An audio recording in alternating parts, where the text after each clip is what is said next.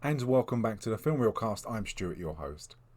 Now, in this time of lockdown, where we're stuck indoors and we're watching TV, watching Hulu, Netflix, Amazon Prime, we've got Sky or other cable channels, we're struggling, or I am anyway, struggling to find new things to watch, different things to watch. So this is just a very quick and non-spoiler review of a film on Netflix in the UK at the moment. It's 2012's American Mary. Now, this is advertised as a horror film. And to me, I've watched this numerous times when it was first out in 2012. I really enjoyed it. It was something completely different. I wouldn't describe it as a horror film. It's a kind of thriller. It's a touch of horror, as in its extreme kind of body modifications. But it's mildly erotic, but it's more of a thriller than a horror. It's certainly not a touch on Texas Chainsaw Massacre, like Saw, Hostel. It's not kind of torture porn, but you do see blood, you do see people getting kind of operated on, and as I say, it's body modifications, which is kind of centres around. Now, Mary Mason is played by Catherine Isabel. Really, really good actress, and she suits his part so, so well. Her kind of partner in crime, her wannabe lover, her affection to this, is Billy Barker, played by Antonio Cupo. And you've got Beatrice Johnson, played by Tristan Risk. You've got Dr. Grant, played by David Lovegren. You've got Dr. Walsh, played by Clay St. Thomas. And you've got Ruby Real Girl, is played by Paula Lindbergh. These are the main characters, and it centres around Mary, who's a student at university studying to be a surgeon. And it's the struggles that she has financially of trying to manage to stay at university and to eat.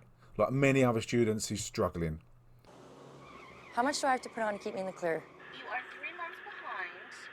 $364 should be enough. Okay, what's the least that I could put on? $364. And she's put under pressure by a landlady who's threatening to kick her out. And she's put under pressure by Dr. Grant to keep performing better. His very elite attitude that surgeons are better than everyone else and you can't afford to make mistakes. And this is what he pumps into her all the time, along with Dr. Walsh. I see great potential in you, Mary, if you stop fucking up in my class. I will. Good surgeons don't make any mistakes, Mary. But due to her financial struggles, she does take a job at a club called Bourbon. And this is run by Billy. And Billy's like an underground gangster. And we learn that through some of the dealings that he has and the situations that we find him in.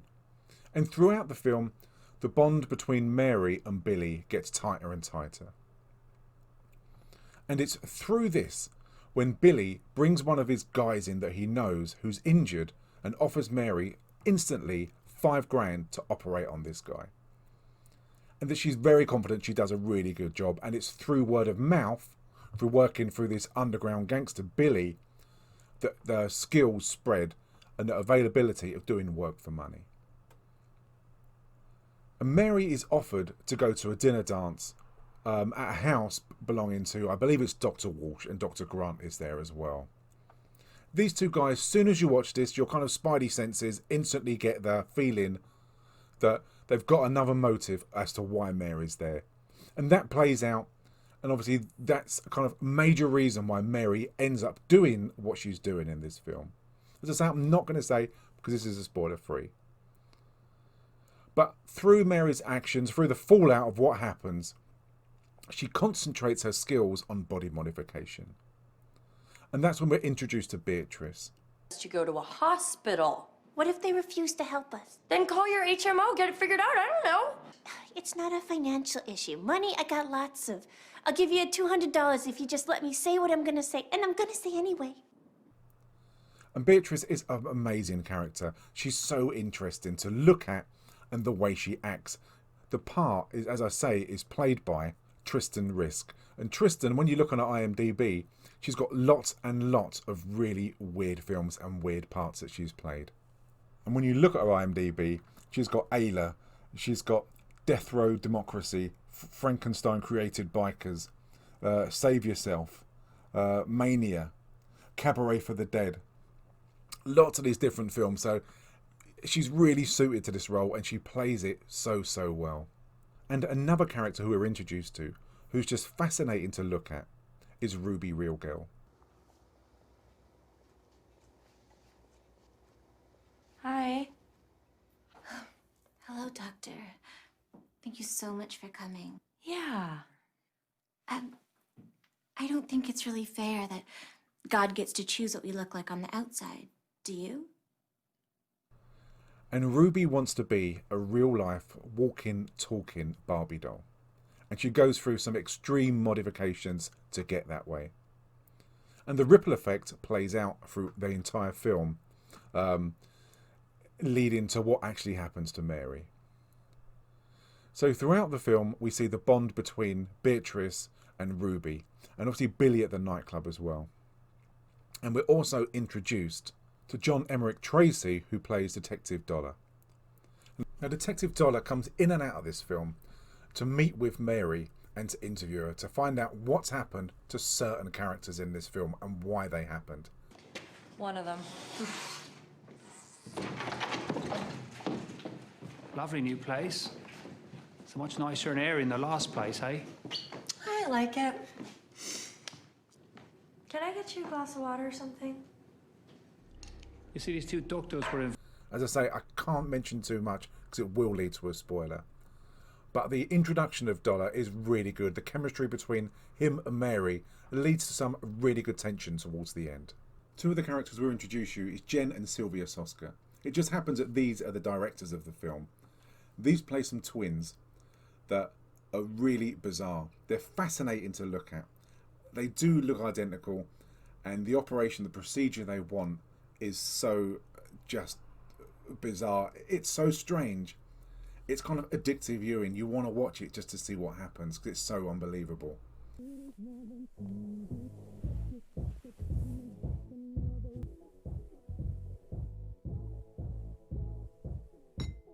Consider it as thank you gifts for agreeing to see us.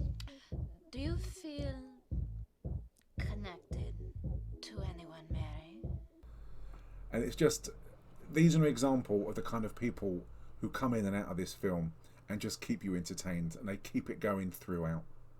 There's a lot of tension in this film, and there's a lot of fun to be had as well. If you go into it with an open mind, as I say, it is quite graphic, but it's not kind of torture porn.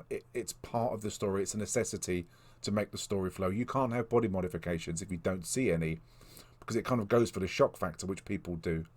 And this is obviously things that people do in real life, like get horns added, like one of the guys do. And you do see them being operated on. And it looks very clinical. It's not just kind of a slash, cut and stitch.